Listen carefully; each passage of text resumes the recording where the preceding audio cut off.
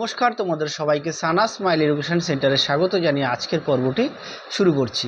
আজকে তোমাদের জন্য নিয়ে চলে এসেছি তোমরা যারা নবম শ্রেণীর দ্বিতীয় পর্যায়ক্রমিক মূল্যায়ন পরীক্ষা দেবে তোমাদের জন্য রায় ও মার্টিন প্রশ্ন বিচিত্র থেকে আজকে সমাধান করে দেখাবো। জীবনবিজ্ঞান বিষয়ে মডেল নম্বর 9 অর্থাৎ 9 নম্বর স্কুলের যে গ্রুপ ডিটা বাদে যে সমস্ত বাকি প্রশ্নগুলো আছে সমস্ত প্রশ্নের উত্তর তোমাদের সমাধান করে দেখাবো। তোমাদের আগের ভিডিওতে আমরা জীবনবিজ্ঞান বিষয়ে 1 থেকে 8 নম্বর মডেলসের সমাধান করে দেখিয়ে দিয়েছি, ভূগোলেরও সমাধান করে দেখানো আছে, ইতিহাসেরও সমাধান করে দেখানো আছে। তোমরা যারা দেখোনি আমাদের প্লে লিস্টে গেলে পেয়ে যাবে। চলো দেরিটা করে মূল বিষয়ে যাওয়া যাক। প্রথম প্রশ্ন কি আছে দেখো, এক জায়গায় প্রদত্ত কোনটি শ্বসন বস্তু নয়? এর সঠিক উত্তর হবে অপশান সি, ভিটামিন। পরবর্তী প্রশ্ন দেখো কি আছে, পরবর্তী প্রশ্ন দেখো 2 দাগের অনুচক্রিকার গড় আয়ুকাল কত? এটা উত্তর হবে অপশান বি, 7 থেকে 10 দিন। পরবর্তী প্রশ্ন দেখো 3 দাগের মানবদেহে অপাচ্য কার্বোহাইড্রেট হলো, সঠিক উত্তর হবে অপশান এ, সেলুলোজ। পরবর্তী প্রশ্ন দেখো 4 দাগের প্রদত্ত কোন উপাদানটি হেনরি লুপ দ্বারা শোষিত? এই প্রশ্নের উত্তরটা হবে অপশান সি, ইউরিয়া। পরবর্তী প্রশ্ন দেখো ক্লোরোফিল এর শোষণ বর্ণালী হলো, সঠিক উত্তর হবে অপশান বি, লাল ও নীল। চলো পরবর্তী প্রশ্ন দেখো, পরবর্তী প্রশ্ন দেখো বাষ্পমোচন টান কোথায় সম্পন্ন হয়? এই প্রশ্নের উত্তরটা হবে মূল থেকে পাতা পর্যন্ত জাইলেম বাহিকায়। উত্তরটা দেখো লিখে দিয়েছি, হ্যাঁ, মূল থেকে পাতা পর্যন্ত জাইলেম বাহিকায়। জায়গাটা ছোট বলে আমি এভাবে লিখে দিয়েছি। পরবর্তী প্রশ্ন দেখো কি আছে, 2 দাগের যে সমস্ত প্রাণী প্রধান রেচন পদার্থ হিসেবে অ্যামোনিয়া ত্যাগ করে তাদের কি বলে? চলো এই প্রশ্নের উত্তরটা তোমাদের লিখে দিই। উত্তরটা দেখো লিখে দিয়েছি, অ্যামোনোটেলিক প্রাণী। পরবর্তী প্রশ্ন দেখো 3 দাগের পেপসিন ও ট্রিপসিনের মধ্যে পার্থক্য লেখো। এই প্রশ্নটা তোমরা একটু তোমাদের পাঠ্য বই থেকে একটু কষ্ট করে পড়ে নিও, হ্যাঁ। তারপরে দেখো এটা পুরো কথাটির অর্থ কি তোমাদের লিখে দিই। প্রশ্নের উত্তরটি তোমাদের লিখে দিয়েছি, রাইবিউলোজ, বিসফসফেট, কার্বক্সিলেজ। পরেরটা দেখো কি আছে, শূন্যস্থান পূরণ করো।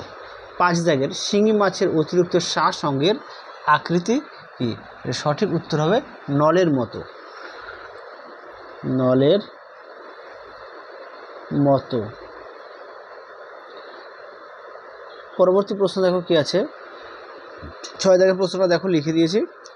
7 দাগের প্রশ্নটা দেখো, 7 দাগের প্রশ্নের উত্তরটা হচ্ছে সিমপ্লাস্ট।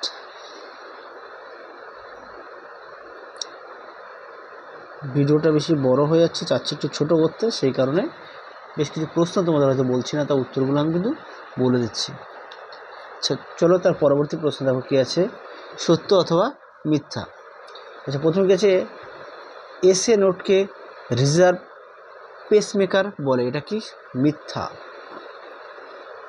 মিথ্যা। সঠিকটা হবে এভি নোটকে, হ্যাঁ, এভি নোটকে।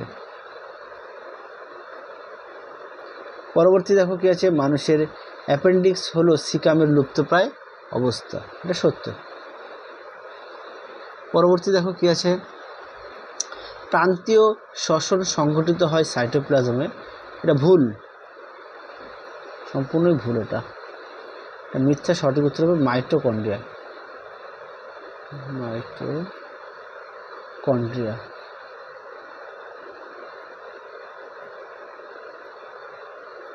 সঠিক উত্তর মাইটোকন্ড্রিয়া।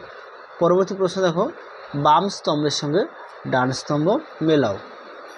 দেখে নাও প্রথম প্রশ্নে কি আছে, প্রথমটা আছে লাইকেন, লাইকেনটা হবে মিথজীবী অর্থাৎ বি। পরবর্তী দেখো পাকস্থলী, পাকস্থলী হবে সি, হাইড্রোক্লোরিক অ্যাসিড। পরেরটা দেখো নাইট্রোজেনবিহীন রেচন পদার্থ, এটা হবে গদ অর্থাৎ এ। তারপরে চলো গ্রুপ সির আমরা প্রশ্নগুলো দেখব, উত্তরগুলো সমাধান করব। প্রথম প্রশ্ন কি আছে, অ্যাট্রোপিন এর উৎস ও অর্থনৈতিক গুরুত্ব লেখো। চলো প্রশ্নের উত্তরটা দেখো। দেখে নাও, অ্যাট্রোপিনের উৎস হচ্ছে বেলেডোনা গাছের মূল ও পাতা। তারপরে দেখো অর্থকরী গুরুত্ব: চোখের তারারন্ধ্র প্রসারণে, রক্তচাপ বৃদ্ধিতে সাহায্যকারী এবং সমবেদী স্নায়ুকে উদ্দীপিত করার ওষুধ তৈরিতে কাজে লাগে। তাহলে উত্তরটা তোমরা দেখে নিয়েছো। চলো পরবর্তী প্রশ্ন দেখো। বিএমআর এর সংজ্ঞা লেখো। চলো প্রশ্ন উত্তরটা দেখো। দেখে নাও বিএমআর।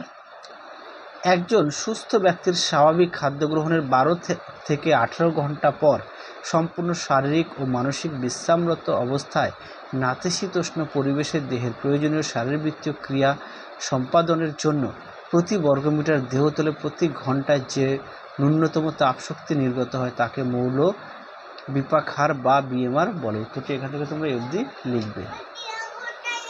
পরবর্তী প্রশ্ন দেখো, সন্ধান কি? চলো প্রশ্ন উত্তরটা দেখো।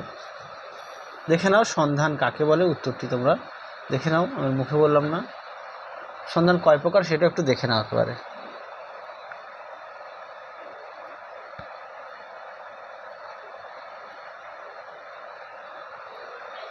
পরবর্তী প্রশ্ন দেখো, অভিস্রবণীয় নতি বলতে কি বোঝো?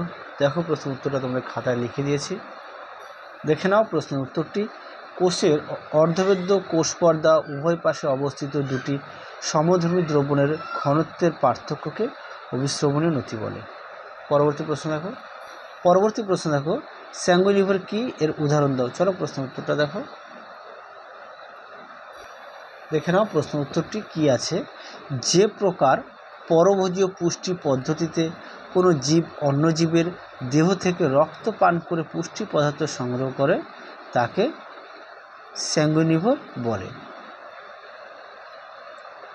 আচ্ছা, উদাহরণ তোমরা লিখবে মশা, রক্তচোষা, বাদুড়। হ্যাঁ, মশা, রক্তচোষা, বাদুড়। উদাহরণটা বলে দিলাম, মশা ও রক্তচোষা, বাদুড়। পরেরটা দেখো, মানুষের দন্ত সংকেত কি? মানুষের দন্ত সংকেত দেখানো আছে তোমাদের প্রথম ভিডিওর দিকে, সম্ভবত মডেল 1 নাহলে মডেল 2 এ উত্তরটি দেখানো আছে, তোমরা সেখান থেকে একটু দেখে নিও। চলো পরবর্তী প্রশ্ন দেখো কি আছে।